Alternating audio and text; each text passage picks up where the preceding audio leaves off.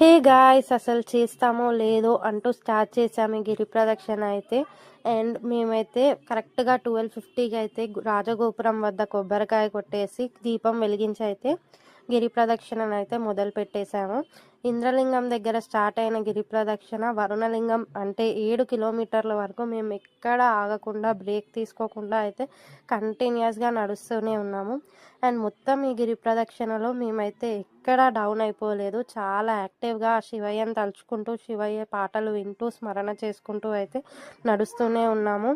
And కంప్లీట్గా 4 అవర్స్లో అయితే మేము ఈశాన్య లింగం అంటే లాస్ట్ 8వ లింగం వరకు అయితే చేరుకున్నాము. చాలా అంటే చాలా హ్యాపీగా ఫీల్ అయ్యాం. అండ్ ఇక్కడ మాకు మోక్ష మార్గం దగ్గర అయితే 1 అవర్ ఆఫ్ లైన్ ఉండే, కానీ ఇంత ఈ మోక్ష మార్గంలో అయితే నడవకుండా వెళ్ళలేకపోయాం. సో ఈ 1 అవర్ లైన్లో ఉండి అయితే మోక్ష మార్గం ద్వారా అయితే బయటికి వచ్చేసాం. అండ్ చాలా బ్లెస్డ్గా అనిపించింది ఈ గిరి ప్రదక్షిణ చేయడం. ఎందుకంటే ఎంతోమంది వస్తారు, కానీ గిరి ప్రదక్షిణ చేసే అదృష్టం ఆ శివయ్య కొంతమందికే ఇస్తాడు. దాంట్లో మేము ఉండడం చాలా హ్యాపీగా ఫీల్ అయ్యాం. అండ్ ఫస్ట్ టైం అయినా కానీ మేము 4 అవర్స్లో నడవడం చాలా అంటే చాలా గ్రేట్ అనిపించింది. ఓం నమ శివాయ, అరుణాచల శివాయ. Thank you for watching. Please subscribe. Bye bye.